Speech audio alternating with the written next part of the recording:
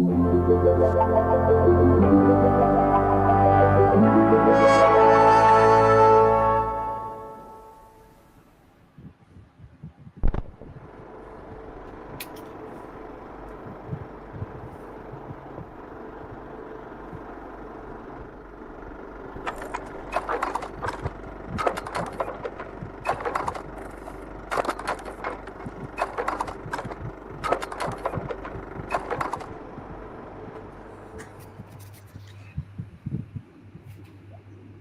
that's a good start. Every time I forget to take the graphic down. There we go. Oh well. Oh, hello. Very good. Fancy Hi, meeting everybody. you. Welcome to the Interesting Modelling Company Sunday service, or it's so late this evening, I think we should call it the Monday service. We are joined tonight by our motley crew of modelers, not the terrible hair metal band. I think we'd be pushing it for a hair metal. They had their moments. They had their moments, to be clear. Fair enough. Anyway, how you doing, gentlemen? Oh, in fact, I've just momentarily gone blind. Fabulous. I'm all right. Very good. Very good. Yeah, I actually got Chris, some. Chris, are you lying? Pardon? Chris, are you lying? I am not lying. I had a good week, in spite of everything. And no. I think I just keep it straight and you say a good week, all things considered. Yes, well, everything in context. It's got to put everything in context. Oh, dear. So, what have we been working on this week, gents? We're all pointing Chris, at you. Go on, Chris. Go on, Chris. I'll go first. Okay, I'll go first. I did some more work on the Tiger Cat. I cut open the rear cockpit, and I'm making a new rear cockpit because the Cobra Company one doesn't really fit very well. And did some other kind of brute force work on it to lopped off the nose, put the radar nose together, and stuffed it full of weight. So that's coming along, and that's my primary project. I did a little bit of work on the Hawk 81 to mask off the windscreen, and then I found a new sliding canopy for it, masked that off. I'm not sure if anybody's done this, but I've built so many P40s. I have a box that's just a part, just full of P40 bits. It's all full of P40 parts, and so I was able to find an extra canopy from an Academy kit that I was able to sand down and make look right, and much easier than scrounging up a vacuform replacement, because I took the Airfix canopy single piece and lopped off the back part and put the windscreen on, and then I'll put the sliding canopy on from another kit. So that's fun. But my this week's diversion from the F7F is my 10-year plus conversion of the IBG C. Which one was it? It was the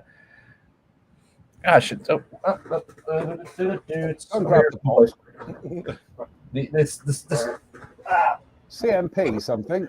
The number 13 cab CMP Canadian pattern truck into the C60L 3-ton truck, which is that's all the little bits together. You see, you can pretty much figure out what I made from scratch and what came from the kit. Interesting. It's been an interesting process. When I first cut the frame and built the frame up, put all the stuff hanging off the frame, I had up my desk and I came in and discovered that my cat had turned it into a toy and chewed all the parts off the frame. Yeah. So that was a setback. And then I figured out after I made up some new wheels based on the kit wheels in the C15 or the 13 cab, the earliest edition of this. This truck had bigger wheels, so the Holmes breakdown kit from IBG donated the wheels to this thing, and then from there it's been just putting it together. And the great thing for me, the cab, it comes in lots of different pieces. There's a windscreen, there's a roof, there's a rear cab piece, there's all the interior parts. And I was having a heck of a time getting the windscreen on with the roof, and I put it aside. And I came back this morning and looked at it, said, "Oh, here's how to do it," and just did it. Bang, it was on. And that's a great feeling. So I'm making right now the batteries that go in that little rack there, that's in the middle of the frame, and sort of right behind the cab. And after that's going to be some another layer of olive drab paint, and getting into the final assembly for this thing. So pretty excited about it. It's a there's the cab. You see that strange angle that has it kind of threw me for a loop for a while. It's got some part detail stuff in it. It's got a lot of scratch built stuff on it. Really interesting vehicles. I think they made 300,000 of these trucks in World War II of various types. And this thing had I think it had like a 68 horsepower engine or something in it, a 3-ton truck with a 68 horsepower engine. So don't get behind it on the freeway. That's what I'm saying. The only way that I get 0 to 60 is if you push it out the back of a Hercules. right. But they're really ubiquitous trucks. They're very much like the Commonwealth you version always of tell something's like sort of designed in the 30s or 40s by the angle of the windscreen, can't you? Yeah, there was another pattern cab that looked even more archaic that was the Canada produced. This is like the modern version, but they did their job. You know, they lug stuff all around Italy and Northern Europe and a little bit in Africa, I think. Yeah, so it's going to make a nice accessory for one of my dioramas with aircraft. I think I'm going to put the canvas cover on the top of the back, and maybe open that rear gate. And yeah, it's nice to see the project coming to near conclusion. We'll see what happens this week. It's very neat work with the plastic card there, Chris. It reminds me of the Gerald Scarborough, wasn't it, Drew, who used to do all the conversions in Airfix magazine, did the little books and everything. Yes, I think it was. Yeah, His work with plastic card was always very sharp, beautifully done. It's fun. Ian, sorry. Oh, go ahead. Yep, Ian, what have you been up to? I finished something. Ooh. In a moment of shock and horror. I finished another Skyline. I've got a thing at the minute about Tamiya Skylines. I work on the basis you can't have too many of them. So this one was kicking around the bench last week in colour, and it's now finished. This is there's 3 iterations of this kit. This is the middle one of the 3. There's a V-Spec 1, a V-Spec 2 NUR, which is this one, and the Z-Tune version. I've used some of the bits, the custom bits that are in the kit. So these are the custom 5-spoke alloys and the rear wing mounts, which have moved slightly at some point during the drying process. I've just noticed. It's painted with Gunze GX metallics, as is becoming increasingly my want for my road cars. They're just so easy to use. I mean, that's 2 coats over a pale grey primer, a couple of 3 coats of rattle can UV cut gloss clear, bit of polishing, bit of Trizact, and Bob's your auntie. I'm quite pleased. It's an attractive car, the Skyline, isn't it? Yeah, I don't think there's ever. Well, I'm not a huge fan of the really early ones, the sort of square section like Asura and things like that. I love this R31 onwards to R34 period. Just think they look kind of brutal. I think that's possibly a little bit of Fast and Furious influence going on there, but I liked them before that. So, I'm also working on the next one along, which is an R35, which we've seen before, which has got the body conversion on it. It now has an interior, a chassis, lots of decals, panel lines, and a satin finish. So that's making reasonably good progress. That'll probably be finished by next weekend if I get a good run at it. I've been doing panel lines on it this afternoon with the ink as I do. That's needs to dry, and then I'll put another sealer coat. I'll take the glass is only taped in at the minute. I do have wheels for it. I just haven't decided which set I like most, or is it which set I dislike least. But we'll see. We'll see what happens with that one. I did manage some lovely detail on the brake discs there, Ian. It's a shame they're all going to get hidden by the wheels, isn't it? But that's the thing. There's one set of wheels which are very flat and black and sit quite a long way back, and you will lose all that detail with those. And there's another set of complex spokes that will sit over it, and you'll be able to see a lot of that detail. So I'm leaning towards those. They're both running ridiculously low profile tyres. I mean, it will sit very low. There's a wing to go on the back, which I'm still working on the fabrication of. That's got PhotoX multi-part uprights and but that's there's a good chance it'll be done for next week. If not, probably the week after. And I've moved on to another couple of projects in the background which are in primer. So there, that's me for the week. There we go. How productive. Scary. No, I've got. When I was having a tidy up in here the other day, I found a big fresh can of Halford's Gloss Black that I'd never used. So that's the Ford Escort R Bath, which will be moved along this week at some stage. So yes, Drew, what have you been up to? Finished the model. Hey, is it an F-35? It is an F-35. Yes. This has been hanging around entirely too long, really, hasn't it? When we consider we started at the Nationals, so it was. I say I finished it. I'll give it a couple of days and then go back and have a little look. I think I might need to do a little bit more weathering on the vertical tails yet. But yeah, that's the Hasegawa Tamiya F-35C and 48 scale. Finally finished. Another one of those ones where it just in the last sort of in the last couple of days, it seems to become a bit of a snowball effect where it all comes together really, really quickly after still looking like it was in lots of bits when we started off. At midweek, it was still really hadn't even been matte varnished at that point. So, and then it all comes together in a couple of days. So, and I think I've got the weathering on the rusty look. What causes that? It's just there's ferrous compounds in the Have Glass stealth scheme, and obviously the salt water gets to it on board ship. So it is almost a form of rust then. It is rust, yeah. Basically, it is rust. Good Lord. Because it's like I say, it's the ferrous compounds in the Have Glass paint react obviously with the seawater and stuff, and you end up with this kind of effect. I haven't seen it. This was the 2021-2022 Argonauts first cruise with the aircraft. I don't think I've seen it since, so I think they got round to addressing it fairly quickly, and I haven't really, like I say, seen it on an F-35 since. So possibly it's just a one-off. But all the aircraft in the squadron that were on board had a variation on this kind of weathering on them.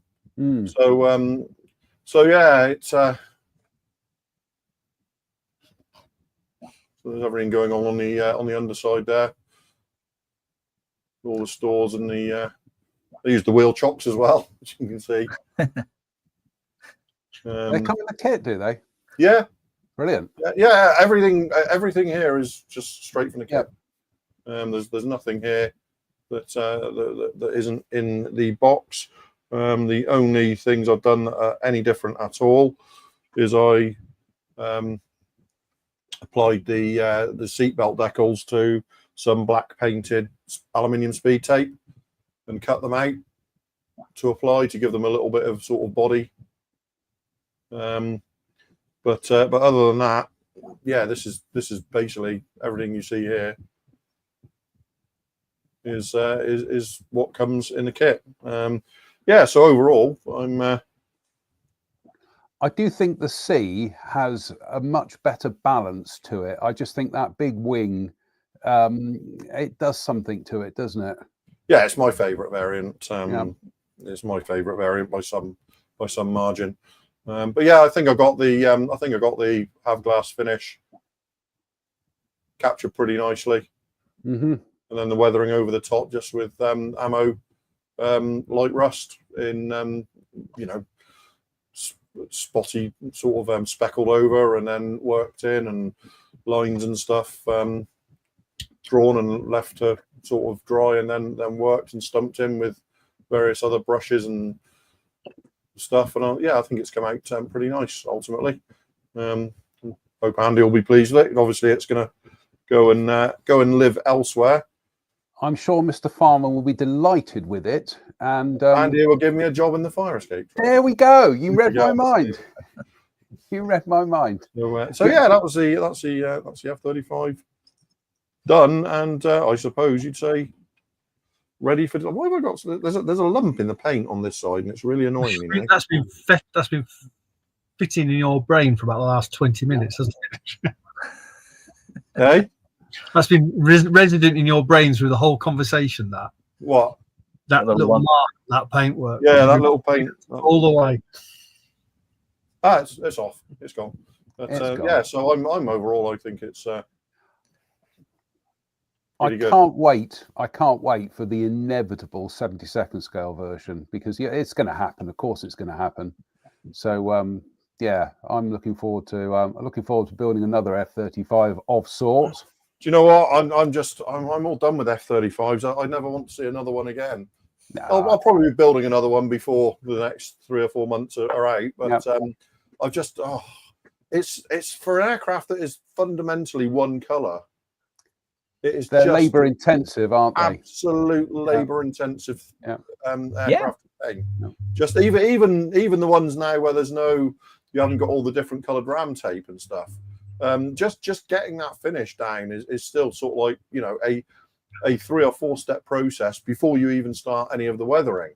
Because it's a remarkably subtle finish to get, and that's the first time I can honestly say I'm really happy with the way that finish has come out.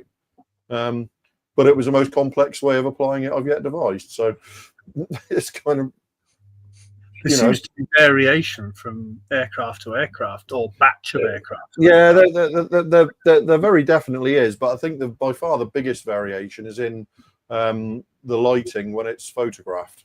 Yeah, that is by far the greatest variation, because you can look at that in some lights and it's just grey. Yeah. And the second any sunlight catches it or bounces off of it, it's clearly metallic. And that's the first time I've managed to capture that, where if you're looking at it in dull light, it's grey, and then you shine a torch or something on it, it just becomes it's got that metallic glint to it. Just a really, really labour intensive scheme to get done to my satisfaction, shall we say. So we're going to do a quick roll call and say hello to everybody who's tuned in tonight. So starting with Damien Mullen, Nick Brown, Michael Scott, Bruce Bell, John Huston, Andy King, Kitchen Table Modeler, Hobby Time, Dave Fleming. Dave Fleming says hello.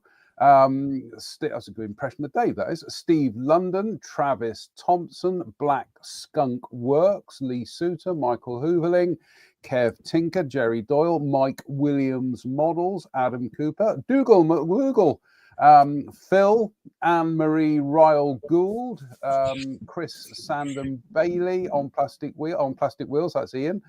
Shane Weir, today Shane, Rally Chef's Model Shed, Greg Woodbridge, Peter Oxley, Darren McQuillan, Jim Altegott, Dave Coward, Lee Cole, Wayne Beatty, Peter Oxley, Paul Voyle, Philip Jones, George Ross, scrolls down, Andy Preston, Simon Lewis, Phil, Go For It Painting, scrolls down. There we go, Jet Scale Models, Tony Surridge. Good evening to you all. Ian Goldstraw, Stephen Kessel. Good evening to you all. Right, what have I been up to this week? Well, this turned up in the post, and it is quite a few people have been having these this week. And I got the 72nd scale aircraft Miles M52. Now, if I say there's a bit of a family connection to this, not necessarily to the aircraft, it's just my maternal grandparents used to live in a farmhouse in Hurst, and my late uncle lived in Reading, and Woodley was equidistant between the two. So that's where I kind of learned about the Miles aircraft company. But this is a thing of wonder. Here is the packaging. So there's your instruction sheet, a rather nice little color print, which I am going to get framed and will have in the workshop here. And here is the meat and potatoes. Here is the kit in beautifully printed grey resin. It's honestly, it's almost a shame to have to start taking this apart and building it, because it's just utterly wonderful to look at the artistry and the skill that has gone into this. Yeah, I mean, it's, for those of you who don't know the story of the aeroplane, essentially it was the British kind of parallel precursor to the Bell X-1. And despite what General Chuck Yeager said on the Right Stuff documentary, Miles had figured out the all-moving tail. That wasn't a Bell innovation. So there we go. And in fact, a lot of the research from the Miles M52 ended up heading stateside. But I've got to be very, very careful here, because some of these bits are just so delicately printed. But I cannot wait to get going. That's the undercarriage legs there. So delicately done. And what have we got here? We've got the controversial all-moving tailplane. Whoops-a-daisy. We've got the tires there. There's the tailplanes, the rudder, and then the nose. And you get two seats. You get one with fabulously molded straps in place and a bare one, and two instrument panels, one with printed dial details on it, and the other one is completely blank. Let me just bag all this stuff up. I don't want to lose anything from this, and I don't want to damage anything either, but it is just, honestly, I almost want to wait until Drew comes up here so that he can see it in person, because I think Drew... Is there a vacuum canopy with it, or? Coming to that, there is a little decal sheet, and it's yeah, that's okay. Cast a resin. little. Is it cast resin? It's not printed, is That'll it? be cast. That's That'll be cast resin. Yeah. That has the work of a couple of people screaming at me. Yep, and also a very nice little decal sheet, and also some canopy masks as well, which is just as well. I am so looking forward to building this, because, as I say, it's got a bit of a family connection, in as much as I had family living around near Woodley, and I managed to get a book in Whiteman's bookshop in Bath back in the late 1980s, a book called Wings Over Woodley, and it tells the story of the Miles Aircraft Company. So that will be a constant reference as I'm making this. But yeah, I think this was about £27, including postage, but worth every penny, because it is just... There we go. Might be a little under scale, that. Depends what scale it is. 1/200th. 1/200 scale. Wow.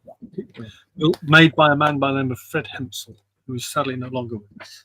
Given to me as a gift many years ago. Right, shall we crack on with the news? And this, well, after we finished doing last week's show, this dropped on Monday morning, and it's from our friends in New Zealand, and it's Qatari, and it's a 32nd scale Hurricane Mark 1. So this is going to be the follow-up to their Spitfire and their 109 that they're doing.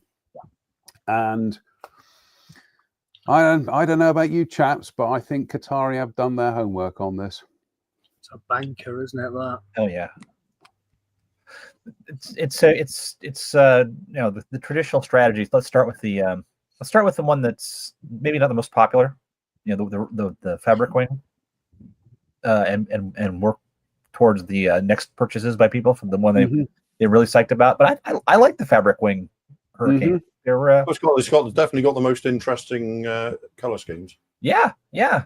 Some of the aircraft that were on the continent during the initial phony war and stuff. Yeah, absolutely phenomenal.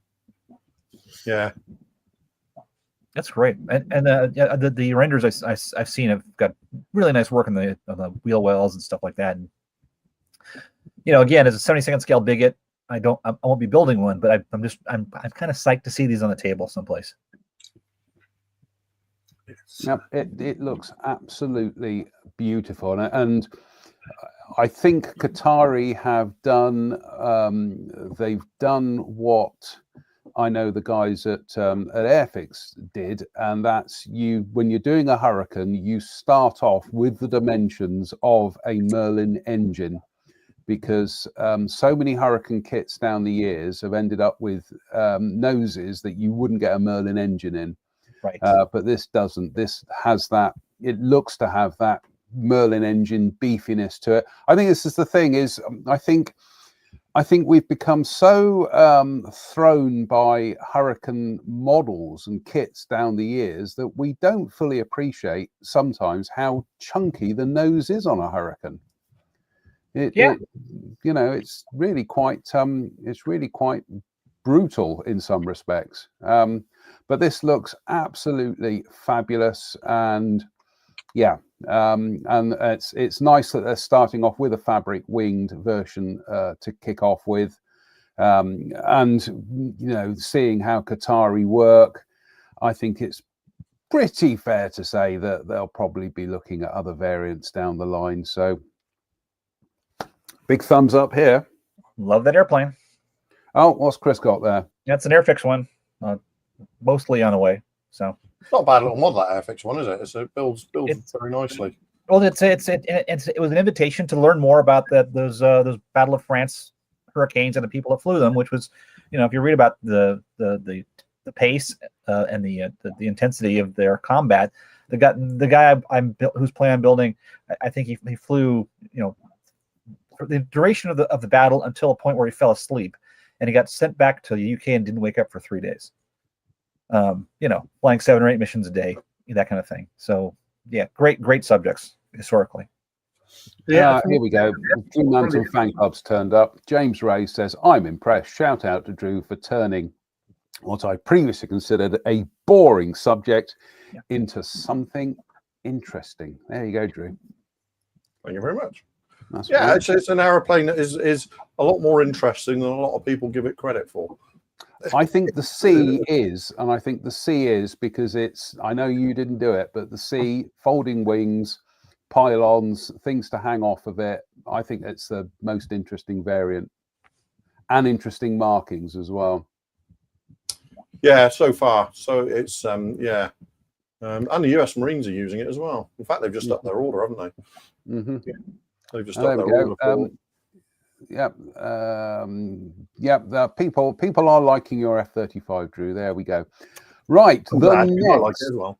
There we go. The next news story tonight, and it's Dora Wings, and I've lost where we are. It's Dora Wings, and they are doing a special boxing of their 48. Whoops, not that one.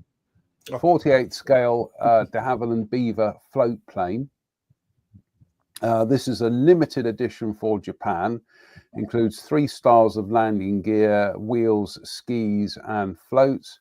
I think it's fair to say that's quite a colourful scheme. That's I like the look of that one, but I also do like the look of the. Nice. Ooh, The New Zealand Arctic Research one. New Zealand. New Zealand. That's Australian. Brain fade there for a second. It's because we were talking about Qatari.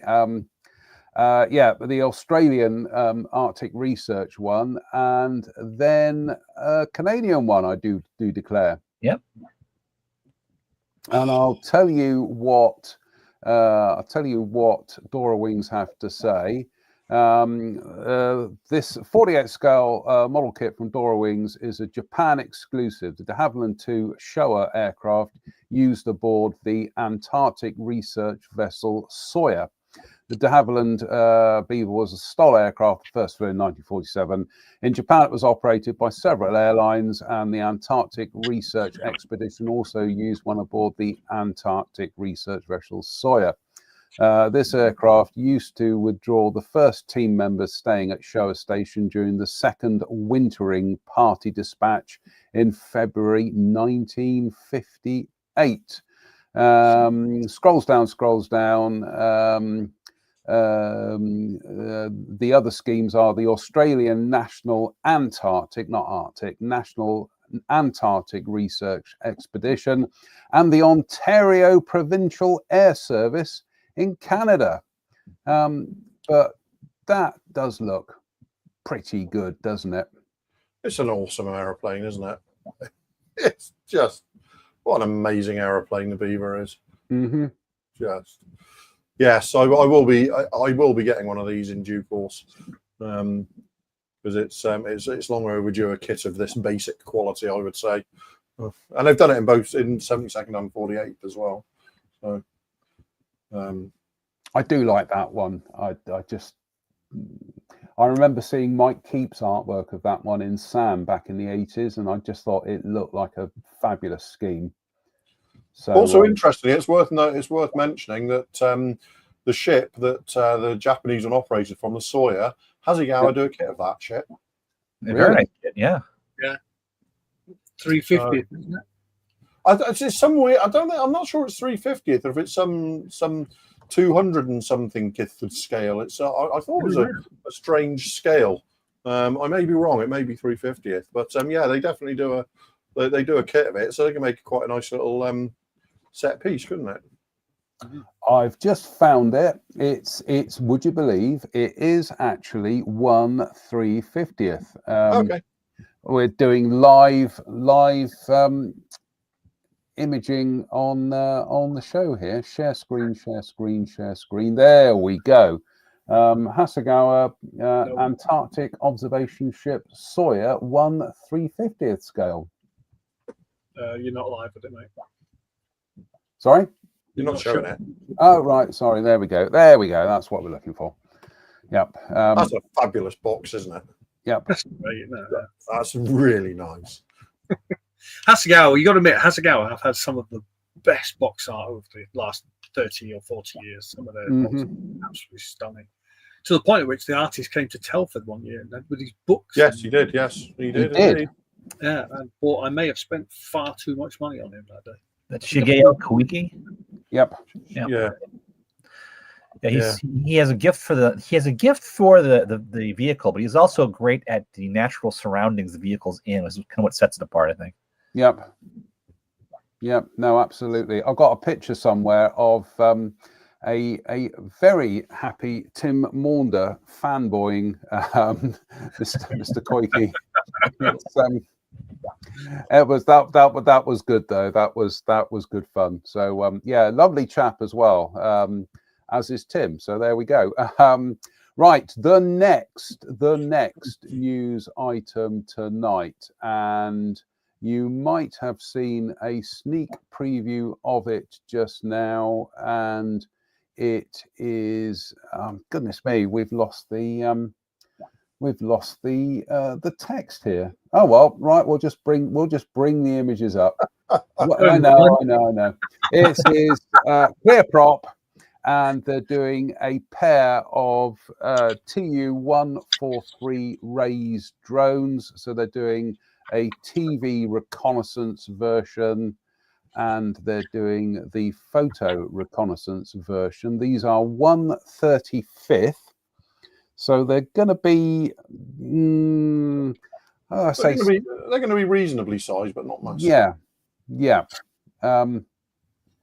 So here are the schemes for the reconnaissance version. So you get a Ukrainian one, and these are very much in the news at the moment. In fact, I think these are all Ukrainian ones. No, we've got a Czech one there, and a Russian one, and then that was the TV version. Then of the photo reconnaissance one, we've got Ukrainian, we've got Romanian. That's a rather interesting one, isn't it? Then we've got Czech, and then we've got another Ukrainian one. I'm going to be keeping an eye out for one of these chaps because there's no undercarriage to faff around with this, and there's no clear parts to worry about either. So, well, when I say clear parts, no canopies or cockpits to worry about. So, in theory, should make for a nicely kind of rapid model. Yeah, it was actually, they built a lot of them as well. It was actually in quite widespread service. Yeah, and I think Ukraine has been, shall we say, repurposing them in recent years, and making them decidedly more cruise missile-y. But yeah, it's a great looking vehicle. It really is. Got a touch of the Thunderbirds about it, doesn't it? Absolutely. Oh yeah, absolutely. Yeah, you put those red stripes on there, and suddenly, Thunderbirds are go. But it's kind of what happens when you make a D-21 drone work properly. Because it's all quite, like I say, you can see all the countries that have used it, and Ukraine is still using it now, and like I say, have been repurposing it as well.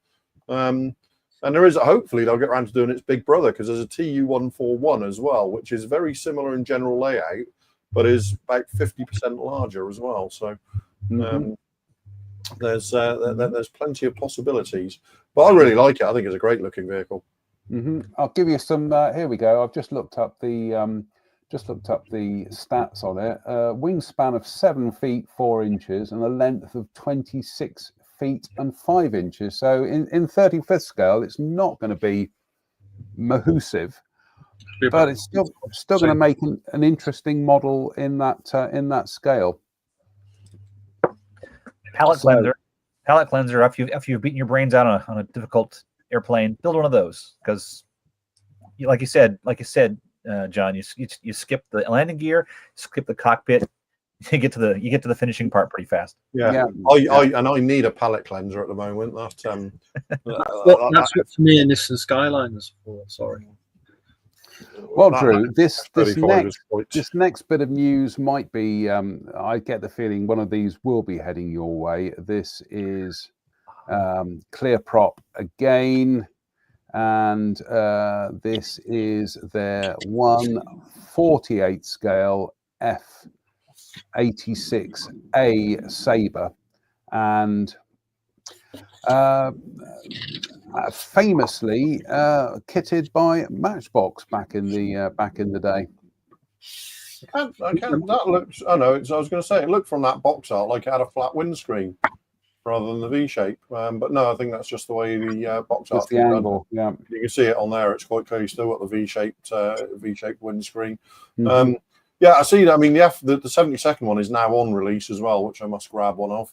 But this is a more interesting one than the one I've already got because of the markings. It's the Korean War, the early Korean War Sabre markings with the stripes with the black and white stripes rather than the yellow and black. That's just such a beautiful aeroplane, isn't it?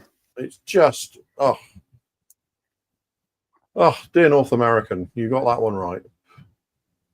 I remember in the Osprey book series, the photo books, there was a couple on Korean War aircraft, and I had them both, and they were absolutely rammed full of pictures of early Sabres and F-80s, and I gave them away. And when you regret something. I've actually got a book, one of those. I'm not sure who it's by, but there was a book released a couple of years ago on the F-86A in Korea. It obviously I suspect I haven't looked at it, but I suspect all these aircraft will be featured in that book somewhere. But yeah, I mean, what an aeroplane! What an aeroplane! Oh yeah, just it's a quintessential fighter right there. And, yeah. Every inch of that aeroplane looks right. Yep. And it doesn't really matter to me what they did with it. I think everything from the FJ1 Fury, which is basically just a Mustang with a jet engine, really, right through to the FJ4 Fury and everything in between. I just think the aircraft always looked right. Always looked just. The FJ1 didn't look right, but then the FJ2 looked great, and then because it was a Sabre. It was this kind of Sabre. It wasn't a Fury. Yeah. Yes. Yeah, I mean, I like the FJ1 because it was like you can see the family lineage, how you went from, how you went from there to the to the Sabre, is quite obvious, and I like the fact. FJ1 is a cute little airplane, and early jet. And honestly, they flew from right over there. They'd fly over right where this house was. They were based. A lot of them were based at the Naval Air Station, Oakland, which is like a half mile that way. Yeah, it was great. The reason that the FJ1 turned into the FJ2 and the FJ2 was radically different was because it was their way of sneaking the program past Congress, because Congress didn't want to pay for a new airplane. But hey, an FJ2 is just a modification.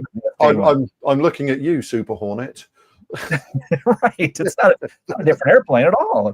I love the fact they snuck it past and said, no, the nose is the same on the Hornet. Look, it's got a Hornet nose. And then on the second and third blocks, they changed the nose as well.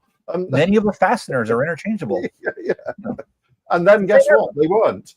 Yeah, right. Yeah. But there's a long history of sneaking stuff past Congress. Yes, funding is always fun, but yeah, it is cool to see the evolution of the Sabre. I mean, I think clear props onto something really great here, because there are historic Sabres like the ones in this boxing. There's Sabres like the Commonwealth CA-30, which is really cool. The big cannon armament. There's all kinds of things you can do with Sabres, and it's just a matter of putting the kits out there and making them available for people. Yeah, I've always wanted to build a whole series of those aircraft, and I'm waiting for things like a good FJ4B in 72nd scale. You know what? I keep thinking Sword are going to do that. Sword are going to do that. Sword are going to do that. Yeah. It's like I keep thinking, you know what, Sword, if you want to go a bit bigger, apart from the fact I think there should be an F7U1 as well. That's Sword's territory, isn't it? Mm-hmm. And if they want to do a Pirate, I won't object either, because existing kits aren't great. Mm-hmm. But if they want to go big, I'd like to see them do an a Vigilante, a 5A. A really good one. Yeah, that would be nice. Yeah, the attack version, right? Yeah. Mm-hmm. But yeah, it's there's so many 50s aircraft, isn't there, that still need doing. I think that the Clear Prop now has a license to print money with these Sabres. They're going to be cranking these things out for a long time, I think. Yeah, and hopefully it can fund some other things like what you're saying, Drew, some of these really great forgotten 50s aircraft. Yeah, I would be surprised and disappointed if they don't do an F-86E. Yeah, it's not that big, is it? It's not that, new fuselage halves. You could do an F-86E without any trouble at all, couldn't you? Mm-hmm. And cover that, because everybody else does Fs, and right. Everybody else does Fs, and you get a 6.3 wing and all that kind of hard wing and all that kind of bump. But all we want is the next evolution of Korean War Sabre, which is the year. Yeah. So and that still needs doing properly in 48 scale. Here is a subject that I'm frankly amazed it's never been done before. A shop. Well, there we go. This is from Gecko, and essentially it's one of these containers that was repurposed as a military shop. I'm going to say I've got mixed feelings about this because we got some images here of what appear to be moldings, and the actual container looks fabulous. That looks really smart. Drew, I think I know somebody who would be all over this, building this, and that would be our mutual friend, Mr. Pollard. This would fit into, I could see having some real fun with a 3D printer doing all the stuff for the shelves. yeah. So there we go. This is the innard. So there is what looks like a refrigerator in the background and shelving, a fan, a chair. Then we come to the bits that I'm not liking the look at. Yeah, like, the sandbags aren't great, are they? The dog's a bit. The dog looks like it's been out in the sun a bit too long. Also, the sandbags, when I was processing the images, you can't see it because I've shrunk the images down a bit. But on the photographs, there was some heavy Photoshop editing going on the corners of those sandbags. Some cloning. Clearly, you can just about make it out on the corner there. Some cloning just to kind of seemingly disguise the joins. Yeah, I love the actual container itself and all the goodies inside, and you got some photo etch details, but yeah, those sandbags. I think I'd need to know somebody who's got a 3D printer. And the figure of the chap looks quite good. He sat there reading a technical manual called Playboy, I do declare. But the dog, no, that dog needs to go to a vet. It's not looking well, is it? Poor thing. Geez. Is it me or a Gecko trying to do for the Vietnam War what Mini Art are doing for European conflict? Yeah. Because they've done a number of these kind of things, and they're all based on the Vietnam War. Yeah, it's strange because that M16 looks really nice as well in those pictures. So it's kind of like it's definitely a mixed. That M16 looks really nice. M16A1, I should say. Yeah. M16A1. So the container and all the accessories and the figure, they looks fabulous. It's the sandbags and the dog. The dog needs putting down, I think. That's harsh. I would just suggest waiting half an hour for that dog. You won't need to put it down. It's going to expire on its own. Let's move on before we upset all the animal lovers out there. Right, this next release again is definitely Drew territory. There we go. This is X scale, and they're doing 144 scale P3C Orion. Yeah, I think it's. You know why that has my attention mainly? Because I love that color scheme on an Orion.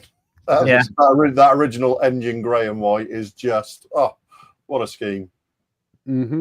What a scheme. We've got some Models UA had some photographs of some shots. I do think this kit is out now. Actually, I think there's a couple. Yes, of guys it has. It's been shown as released this week. I do have the Electra that it's been developed from, and that's X Scale have just done beautiful models. Full stop. Really, they're really those, and who was it? CR or whoever it was, are also from Ukraine and getting into 144 scale.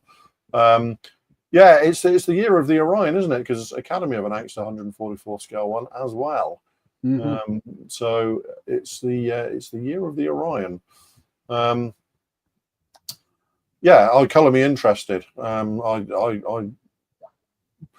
still think we have plenty of room for a 72nd scale Orion. I'd agree. In my imagination, Drew, are those two different styles of fin there? I've got the impression that it's just an insert for the other side of.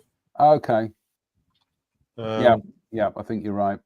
And also that, I mean, the Dutch scheme's nice as well, isn't it? It's kind of it's extra dark sea grey and kind of sky, isn't it? Really. Yes, pretty much. Yeah. In fact, that's a really nice collection of schemes, isn't it? I do like the Japanese one. I do like Japanese maritime aircraft. Just a really nice collection of schemes, full stop, I think. Yep. You can't miss. You cannot miss with the P3. There are so many great schemes. It's just it was the Western world's patrol aircraft for getting on half a century, wasn't it? Yeah. There were very few. There were very few countries that didn't use it. The RAF with the Nimrod, the French and the Germans and the Italians, I suppose, they all used the Atlantique. Although even Germany now uses Orions, don't they? I think the Dutch ones, when they left service, they went to the Germans, and the Germans updated them. And now the Luftwaffe or the Germans are just waiting for their first P8s, aren't they? So, and don't forget CP 140. Yeah, absolutely. Yeah, CP 140. It's just one of those most successful aeroplanes since World War II, really, isn't it? In terms of everybody had a few of them. Yeah. It wasn't like nobody had hundreds of them, but everybody had sort of 10 or 12 of them. It feels like. So yeah. The U.S. had hundreds of them because when I was growing up, they flew out of Moffett Field and they were all over the place all the time in the sky. So we had a ton of them and they were ubiquitous. And it's a I suspect, Chris, it was one of those things where you became so used to them that you didn't pay any attention. Yeah, if you heard that noise, it was a P3. And then all of a sudden they were gone. It was like me growing up in the 70s in Yeovil. The place, the air over here was constantly heaving with cameras and hunters. Right. Every day, just everywhere. Yeah, Brian Wilton asks, is that a mask set with it? I do declare, Brian, yes. That'll be a little vinyl mask set. Yeah. It's great to see this come out because I think before this, the only P3 in the scale that was anywhere in the ballpark was like Arai or something like that from a long time ago. Yeah, Arai made it in about 1981, 1982, wasn't it? About the same time they released the Blackbird. Yeah, I've seen people put a lot of blood and sweat into that to make really nice models, and it's going to be a lot easier to do it with this kit. We have a Mr. Michael Reeves of this parish-ish. He says, just a quick FYI, there is a host of 72nd scale P3 stuff for the Hasegawa kit coming from a certain 3D printing company. Finally, Mike said something interesting. Eh? Chris. No, just kidding. No, I think Craig's been working on bits and bobs for Orions for a month or two now. So that'll give you plenty of avenues to upgrade the Hasegawa kit, which is lest we forget 46 years old now. Yep. Ouch. Did that get issued by Frog, or am I having a seen it? No, it never was. No, it was 19. There was Frog artwork. I don't know whether it never came out, but it was due out in the same year as the Neptune. The Neptune was released, but the Orion wasn't released till 1979. Oh, right. Okay. There was artwork at some point in a Frog catalogue, I believe. But I don't know. I thought it may have sneaked out just right at the death, but possibly not. I might be wrong. But yeah, I mean the Orions from the Neptunes from a good few years earlier, which is another kit. Which is another aircraft we need new plastic of. Yeah. The Neptune, in a variety of flavors, I would venture to suggest as well. Some of the later developed Japanese ones with the jet engines and stuff like that. The P2J had T56 engines and a pair of J47s under the wings, or something like that. There was a Japanese model a few years ago converted one of the kits, one of the Hasegawa ones, to a P2J, and I just remember it being a jaw-dropping model. Can't remember the guy's name. That's the guy that always does the in-flight photography and stuff. Yeah, he does the most beautiful work with old Hassa. He did the B-47 a couple of years ago, and it was just amazing. Drew, do you remember Fine Scale Modeler in the 1980s? I know this is a sore point for you because you got rid of all your Fine Scale Modelers, but there was a chap who built I think it was a Vietnam era. The AP2H. That's the one. And he used a cigarette lighter to make the nose housing for it, or something. The gondola under the fuselage. That's it. Yep. Was, yeah. In that kind of wraparound 3-tone camo thing, wasn't it? Yes, the one that was later seen on the Nogs Bronco, which ICM will shortly be gracing us with. Yep. Yeah, that was a great article. That. Right, next, Armour. And they're doing a PR photo reconnaissance P39 Aera Cobra. What do you get in the kit? It comes with a painting mask sticker, metal balls for weights, and decals for 3 US military types, 2 for the Q6 and 1 for the N2. Optional parts such as 2 types of exhaust pipes, 3 types of propellers, drop tanks and bombs are also included. The left and right cockpit doors, rudders and elevators are all separate parts. A 3D printed camera window to reproduce the reconnaissance type and a drilling template for installing the window are included. A QR code is included in the instruction manual to download 3D printer data for accessory parts that can be used with this kit. I gotta say, these are 3 very, very nice schemes. But one of them coming up in a second, which is Snooks, that was converted and built by the late great Chris Ellis, and it appears in How to Go Plastic Modeling. So that's. I didn't realise Snooks had a camera bay. Apparently so. Because that was one of the options in the Academy kit, I seem to remember. Mm-hmm. Well, it kind of makes sense because Snook's third, it was William Shemo's airplane, was an F6 Mustang, F16. Yeah, I suppose. Yeah, absolutely. Yeah. But I just don't. I don't remember it. I have to say that natural metal Aera Cobras look wrong to me. But they look. But it looks so wrong that I like it. Well, there's a compromise one. There's what looks to be olive drab one with. Oh no! I completely do the natural metal one just because it looks so wrong. Okay. Rather nice decal sheet there with a set of canopy masks, and there is the digital file for the seat and for the seat and control columm by the looks of things. And gun barrels, yeah, and the exhausts. So that's rather clever, isn't it? It's a clever rework. Basically, all the bits that they sell, it's got bombs and it's got this and it's got this and it's got this. They're all on the standard sprue.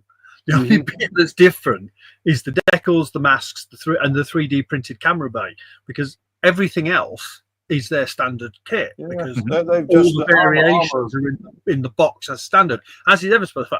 I've got one in my hand and I'm working on it. So it's very clever. It's what Armour do. They did it with their Hurricane. Fabulous model, isn't it? It's the Sea Hurricane. Yeah, you remember the Sea Hurricane when they did that Sea Hurricane 1? Was it where the first time I'd actually bought a mainstream kit with 3D printed bits in the box, which allowed me to convert it to something different to what it was in. And they're really being very clever with how they're marketing these. That absolutely. They have jumped in both feet into the 3D printing game with sort of offering new boxings of their stuff with 3D printed parts. 3D printed closed undercarriage doors for it, please, because that's brilliant. But apart from that, I mean, it's an absolutely beautiful little kit, and that's my second. That's going to be Cobra 1. I've already done Cobra 2, the 2 racing aircraft from the 46 Thompson. Yeah, I did one of the brown and green camouflage US Army Air Corps ones. The P400 came out in a double kit. Cactus Airways one with the Wildcat. That set. When you looked at it and went, "Oh, it's a little bit spendy," and then you opened it up and you had 2 complete kits, a shed load of decals, a shed load of masking stuff, photo etched bits, 3D printed doodahs.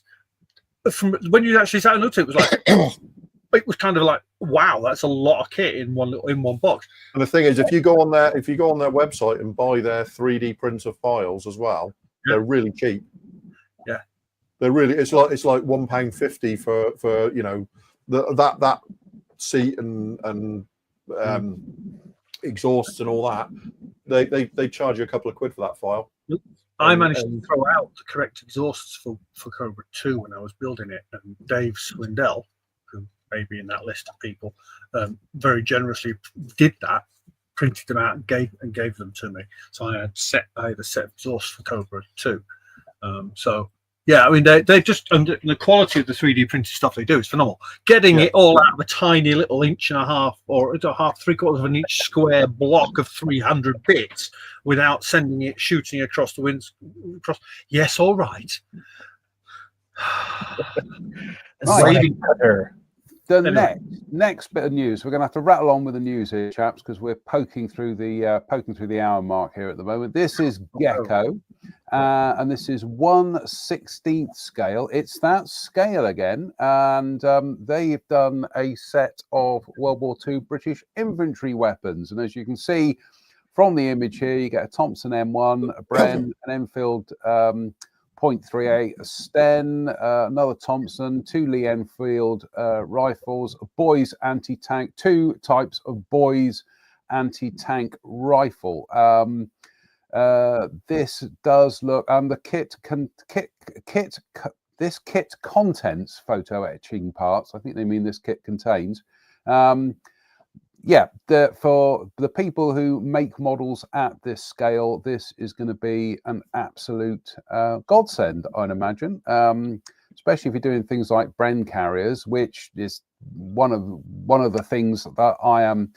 If I break my 1/16 scale duck, it's either going to be a Bren carrier or a Panzer II. But that looks pretty sharp, I'd say. They've missed something on the Boys, though. There should be a little fabric bag containing a sling for when the blooming thing dislocates your shoulder when you try and use it. The recoil on them apparently was impressive. Utterly useless. Utterly useless, but probably potentially more harmful to the person using it than to the person at the other receiving end, by all accounts. The SMLE number 4, on the other hand, I was a good shot with that in the cadets back in the day. And finally tonight, I've gone a bit Trevor McDonald here. And finally, this, I've got to say, this has piqued my interest. Not my scale, not my subject matter, not a company I don't think I've ever seen any kits from. Armory. And I do declare they're Ukrainian, aren't they, Drew? I think they are, yes. Yep. They're doing a There's two, isn't there? There's an armory from Russia and an armory from Ukraine. Okay. I'm presuming this is a Ukrainian arm of it. This is a 1/200th scale, so it's an unusual scale of the USS Monitor. Now, the USS Monitor was an ironclad warship built for the United States Navy during the American Civil War and completed in early 1862, the first such ship commissioned by the Navy. Monitor played a central role in the Battle of Hampton Roads on the 9th of March under the commission of Lieutenant John L. Warden, where she fought the casemate ironclad CSS Virginia to a stalemate. The design of the ship was distinguished by its revolving turret, which was quickly duplicated and established. It was quickly duplicated and established the Monitor class and type of armored warship built for the American Navy over the next several decades. Lost at sea during a storm on the 31st of December 1862 off Cape Hatteras, North Carolina. Wreck located on the 27th of August 1973 and partially salvaged. What? Doesn't that just look absolutely brilliant? It looks like a terrifying thing to be on board. Oh yeah, it was. Oh my lord! It barely looks seaworthy. So imagine like a Mark I tank in the middle of a fight in the trenches, right, with things rattling off the hull and the engine making the thing hotter and blazes. That's exactly what this was when it fought the Virginia, because they were both basically impervious to each other's armament, and all it was solid shot smashing off the sides of these things. So inside, it'd be like being in a metal barrel and having somebody bang on it with a baseball bat for 2 hours. And rough conditions, and of course sea keeping wise, that low freeboard, it sank in a storm, and not a very big one. Lord alive, it just looks terrifying. It's actually missing figures of Will Smith and Ken Klein on that. I mean, freeboard's about 9 inches, isn't it? Yeah, it's dreadful. Yeah. It's a great subject. It's a phenomenal. And when you think about the period it was built in, isn't that the Merrimack underneath that? Do I remember that? The Merrimack was under the Virginia. That was captured. Okay, yeah. So I can remember. I knew there was a link somewhere. But you look at it and just go, someone really thought that was a great idea. And virtually a submersible, isn't it? Well, that's the thing. When I saw the box art, I thought it was an American Civil War submarine, but no, it's a ship, but it's very low in the water. Obs. Wasn't that the Turtle? Was that Civil War? That was the American Revolutionary War. So that was a different shape entirely. They're getting that out just in time for round 2, aren't they? Really? That was a Revolutionary War, when the ungrateful wretches. That's right. The turtle's main armament was a screw type drill. That would I remember reading about that when I was a kid and just thinking, what lunatic thought that was a good idea? Yeah, the Monitor was actually just a single use submersible. You get to dive once and surface never. But Hunley, that was it. Hunley. I mean, it looks like a weatherer's dream. Oh, I was just thinking that. You read my mind, Drew. It looks like a weatherer's dream, but it looks like a sailor's nightmare. Dave Swindoll just pointed out that Hunley was the Civil War submarine, and now I'm going back to a fine scale modeler article where a guy built Hunley and he used tape lapping to do the plate edges of the body of it. And I remember being absolutely fascinated by that process and trying it out on an old Airfix Sunderland just as a test bed thing, thinking that was fantastic. And I don't think I've ever used the process since. I've just gone off on a tangent here. I'm just reading up on the American Civil War. It ended on May the 26th, 1865. But goodness me, that was kind of like 50 years before World War One. It just blows my mind, that period of history, and it was a period of history just in time for photography. So, but yeah, this I'd like to see how much this is going to be. Probably not going to be cheap, but I like the look of that. And as Drew said, it is a weatherer's dream. You said 200 scale is an unusual scale. It's actually becoming quite a bigger ship scale. And also Ken Burns' series on the American Civil War as well, worth searching out if you haven't. Mm-hmm. It's absolutely glorious. Mm-hmm. It's well worth the as is Vietnam War one as well. Mm-hmm. Right, chaps. Any other business? One other thing I'd like to mention, if you don't belong to a model club, you should, because things happen that are interesting. Like at the Friday meeting, somebody brought in a bunch of stuff from a modeler who'd passed away. He hadn't been a member of the club. Just out of the blue, they wanted to figure out what to do with his stuff, and so we said, "Bring it in, see if somebody wants it."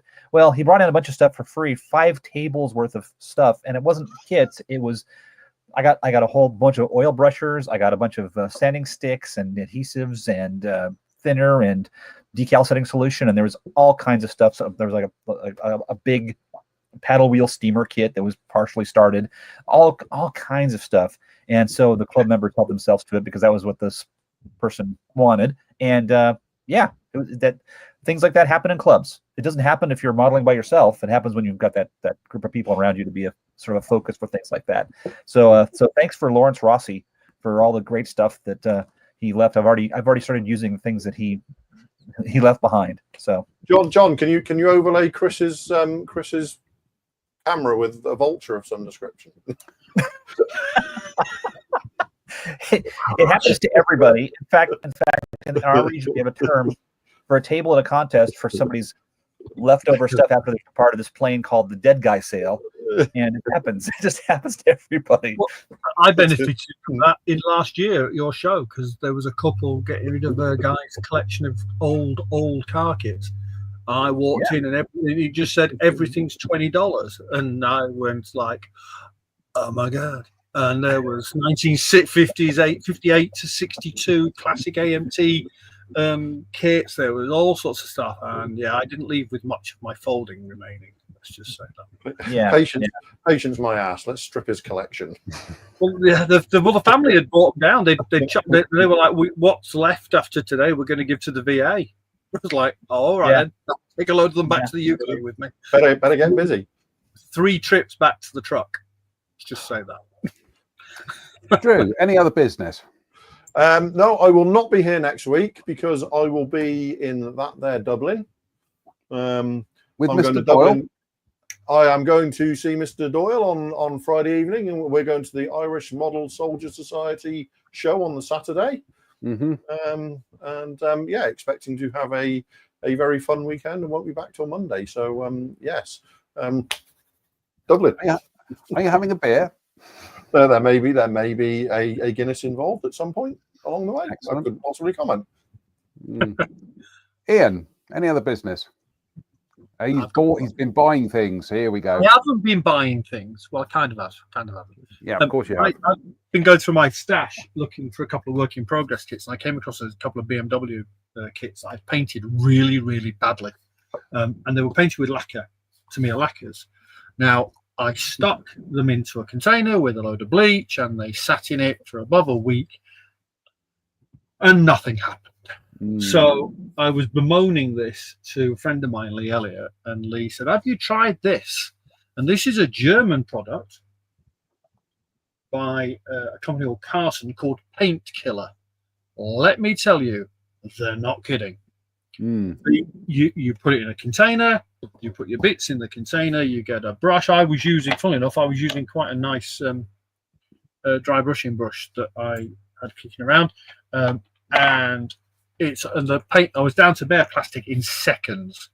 It's phenomenal stuff. It costs about £10 a bottle. It's not a big bottle. I have left it sealed in a Tupperware box. What's left of it for another thing that needs stripping that I now can't find. I put it somewhere safe, as you do. But it's just phenomenal stuff, and it's very, very heartily recommended. It says removes X, XF, and LP paints, AS and TS spray paint, PC and PS Lexan paint, and many other paint systems up to and including 2-component paint. So 2-pack clear. Paint is removed without damaging the base material such as the plastic, lean resin, metal or model glazings, and it doesn't attack the clears. I've tested it. So that's the way to make paint accidents never happen. Absolutely brilliant. Cannot fault this stuff. Really, really recommend it. So it's far safer for removing 2K paints than any method of applying them. That is possibly the case. Yes. I've got another thing actually. Last week, or a fortnight ago, last time I was here, we were talking about the Nunu kits with bits in, and my friend at Nunu very generously sent me one of said kits. So this is the BMW 320i E46 Super Production Die Deutsche Touring Car Championship 2001 winner. I've obviously got this kit in a standard form. It has gained a sticker, and as we much suspected, it's gained a decal sheet. That's it. So what they've done is they've bundled them up with an SK Productions decal sheet. This is the 2002 Macau entry by Carly Motors, and a charter sponsored. And that's all they've done. They've literally bundled it. So much as we suspected, it's not a branded thing. It's literally just the let's get rid of the stock. Now, the thing that was noticeable, I don't know if you can see the inside of the box, there's some storage damage with these boxes. I think they're shifting excess warehouse stock from somewhere, and that's a really nice and easy way of doing it. I'm not arguing, because them decals are 17 quid a shot normally. Fair enough. Nice. So, he has promised me the other two as well, so Can't beat that. can't be bad. I've got a couple of bits of any other business here. I'm going to be very, very quick. I am finally got round to getting the rest of the paint, bit like Drew. These are Telford projects that was started. So I've got some paint on the little Tamiya Panzer 1, and I've started covering it with dust, and this is oil brushes. I love working with these. These are great fun. So still a long way to go on this, but I'm kind of liking how it's kind of panning out at the moment. And I love the Panzer 1. I think it's such an interesting vehicle. And again, this is going back to one of Chris Ellis's articles from 1976, where he converted the Italeri Panzer 1 Aus B into an Aus A, and I copied that conversion with the little Eschi kit, and that was my first ever competition placing at the Bristol Model Soldier Show in 1985. So that's a work in progress. And I've also this afternoon I started chucking mud and everything at my little Tamiya 48 scale Stuart howitzer, and if I just zoom in, this is the part of the process I absolutely love, of putting that first pale layer, speckling the first pale layer on, and then going over the top of that, when it's dried, with darker layers, just to get that kind of dry, wet mud look effect. There's still quite a way to go on this one at the moment, but again, this is the part of the process I enjoy, and I am loving this kit. It is brilliant. I've got to build more of these 48 scale Tamiya tanks. I know you've built a couple, Drew, and they are tremendous fun, aren't they? Oh, they're just so easy to build, and they're quick, and they allow you to get stuck into weathering really fast. So that's it for tonight. Oh, we've got some housekeeping for me in Goldstraw. He says H.L. Hunley, also known as the Hunley CSS H.L. Hunley or CSS Hunley, was a submarine of the Confederate States of America that played a small part in the American Civil War. Hunley demonstrated the advantages and dangers of undersea warfare. She was the first combat submarine to sink a warship, the USS Housatonic. Or Housatonic or Housatonic, Chris? It's Housatonic. Housatonic. There we go. That's it. A big thank you to Drew, Chris, and Ian for tonight. Goodness me, hour and 20 minutes. That's quite a marathon. Look, Drew's doing some modelling. He's. I just thought, I'll get the airbrush out. We're nearly done. So you're nearly done. So some of us will be back next week. Drew won't be, but we will, fingers crossed, we'll see you all again in a week's time. And also keep an eye out on the Facebook feed, because there will be project updates on there. So until the next time, it behoves me to say thank you for watching. Stay safe, stay out of trouble, and we'll see you very, very soon. So bye for now.